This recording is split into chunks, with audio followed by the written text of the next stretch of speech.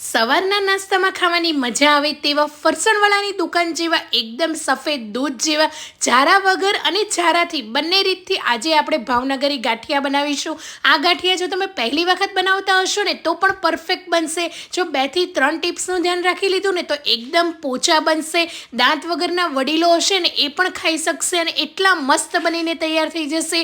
અને આ ગાંઠિયાની એક ખાસિયત છે કે તમે મોઢામાં મૂકશો ને તરત જ ઓગળી જશે, એટલા સરસ બનશે। તો ચાલો બનાવીએ। તો ભાવનગરી ગાંઠિયા બનાવવા માટે અહીંયા મેં એક બાઉલની અંદર 1 કપ જેટલું પાણી લીધેલું છે। હવે આપણે તેલ એડ કરીશું। તો અહીંયા મેં અડધો કપ જેટલું તેલ લીધેલું છે। તો આ રીતનું માપ રાખવાનું છે। તમે કપ ના હોય તો કોઈ પણ વાટકી કે ગ્લાસ સેટ કરી દેજો। હવે 1/4 ટીસ્પૂન જેટલો આપણે પાપડ ખાર એડ કરીશું। પાપડ ખાર ના હોય તો તમે ગાંઠિયાનો સોડા એડ કરી શકો છો, બંનેમાંથી કોઈ પણ લઈ શકો છો। બંનેનું રિઝલ્ટ એકદમ પરફેક્ટ જ આવશે અને એકદમ સરસ રીતે મિક્સ કરી લઈશું। આ રીતનું એકદમ વ્હાઈટ બેટર થઈ જાય ને ત્યાં સુધી આપણે મિક્સ કરવાનું છે। તમે આ પ્રોસેસ છે ને મિક્સર જારમાં પણ એડ કરી શકો છો, એમાં પણ સરસ પરફેક્ટ બનશે। તો આ રીતનું વ્હાઈટ પાણી આપણું તૈયાર થઈ ગયું છે, એને સાઈડ પર રાખી લઈશું અને હવે લોટ લઈ લઈશું। તો અહીંયા મેં 500 ગ્રામ જેટલો ચણાનો લોટ લીધેલો છે। એકદમ ફાઇન બેસન લેવાનું છે જેનાથી છે ને આપણા ગાંઠિયા એકદમ સરસ બને। તમે ઘરનો ચણાના લોટથી પણ બનાવી શકો અને માર્કેટનો ચણાનો લોટ હોય ને એનાથી પણ બનાવી શકો, બંનેથી એકદમ પરફેક્ટ બનશે। હવે આ લોટને સરસ રીતે ચાળી લેવાનો છે। ખાલી એ વાતનું ખાસ ધ્યાન રાખીશું કે બેસન છે એકદમ ઝીણું હોવું જોઈએ, એકદમ ફાઇન બેસન લેવાનું છે।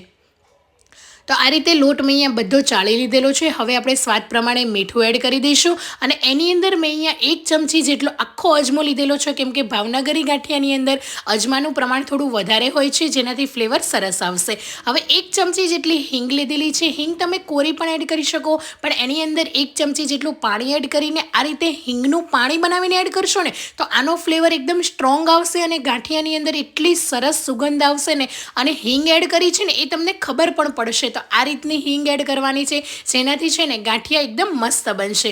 હવે હળવા હાથે પહેલાં મિક્સ કરીને વચ્ચે આ રીતે થોડી જગ્યા કરી લઈશું અને જે સફેદ આ વ્હાઈટ પાણી બનાવ્યું ને એને આપણે થોડું થોડું એડ કરતા જઈને લોટને બાંધી લઈશું। હવે આપણે ગાંઠિયાનો લોટ છે ને એ મીડિયમ સોફ્ટ રાખવાનો છે। વધારે પડતો કઠણ રાખશો ને તો ગાંઠિયા તમારા બહારથી એકદમ કડક થઈ જશે, જરાય પોચા નહીં બને। એટલે આ ટિપ્સનું ખાસ ધ્યાન રાખવાનું છે કે જ્યારે તમે ગાંઠિયાનો લોટ બાંધો છો ત્યારે એનો લોટ થોડો ઢીલો રાખવાનો છે, તો જ તમારા ગાંઠિયા એકદમ સરસ એવા સફેદ પણ બનશે અને મસ્ત બનશે। મેં અહીંયા બધું જ પાણી એડ કરી દીધું છે અને લોટ પરફેક્ટ રીતે બંધાઈ ગયો। હવે આપણે 1 મોટી ચમચી જેટલું પાણી લઈ લઈશું અને લોટની ઉપર આ રીતે મિક્સ કરતા જઈને લોટને છે ને એક જ ડાયરેક્શનની અંદર આપણે સરસ રીતે ફેટી લઈશું।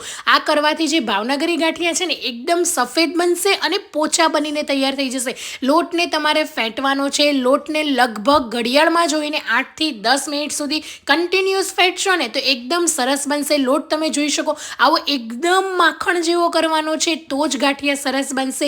એટલે આ ટિપ્સનું પણ ખાસ ધ્યાન રાખીશું। લોટને તરત બાંધીને એનાથી ગાંઠિયા નથી પાડવાના, આ રીતે 5 થી 10 મિનિટ સુધી લોટને સરસ રીતે ફેટી લઈશું। હવે લોટ આપણો સરસ તૈયાર થઈ ગયો છે। તો જો તમારી પાસે જારો ના હોય ને તો આ રીતે સેવ પાડવાના સંચાની અંદર મોટી જે જાળી હોય છે ને એ જાળીને આપણે આ રીતે તેલ લગાવીને સરસ રીતે ફિટ કરી લઈશું અને જે બનાવેલો લોટ હતો ને એને થોડો એવો એડ કરી દઈશું। એટલે આ રીતે સંચામાં જેટલો સમય ને એટલો આપણે આ રીતે એર કાઢીને એડ કરવાનો છે અને સંચાને બંધ કરીને રાઉન્ડ એન્ડ રાઉન્ડ કરતા જઈને આપણે ગાંઠિયાને પાડવાના છે।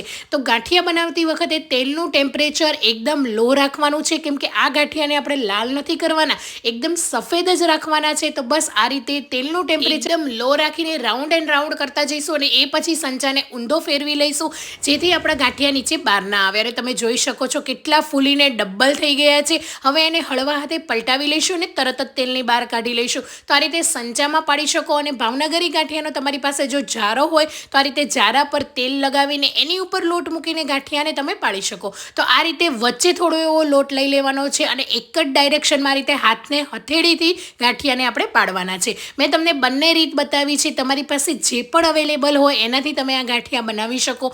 એટલા સરસ ગાંઠિયા બનશે ખરેખર। જો માર્કેટમાંથી તો આપણે બધા જ આ ફરસાણ લાવતા હોઈએ છીએ, પણ એક વખત ઘરે બનાવજો ઘરના ચોખ્ખા તેલમાં, અને એ પણ વળી તમે તમારા ઘર ઘરમાં બાળકોને વડીલોને આપી શકશો એટલા પરફેક્ટ બનશે. તો આ રીતે જારાના ગાંઠિયા પણ તૈયાર થઈ ગયા છે. તો મેં અહીંયા બધા જ ગાંઠિયાને સરસ રીતે પાડી દીધેલા છે. ઠંડા થઈ જવા દેવાના છે અને ઠંડા થઈ જાય ને એટલે આ રીતે હળવા હાથે એને તોડી લઈશું. તો ગાંઠિયાનો શેપ સરસ એવો આવી જશે. તો તમે જોઈ શકો છો કોઈ ગાંઠા નથી, કોઈ પણ રીતે એકદમ સરળ રીતે ગાંઠિયા બનીને તૈયાર થઈ ગયા છે. તો બંને રીત મેં તમારી પાસે શેર કરી છે. તમને જે પણ પસંદ હોય એ રીતે તમે બનાવી શકો છો. તો કેવી લાગી આજની ભાવનગરી ગાંઠિયાની રેસીપી એ કમેન્ટ કરવાનું ભૂલતા નહીં. આવજો. જય Shri Krishna. Thank you for watching.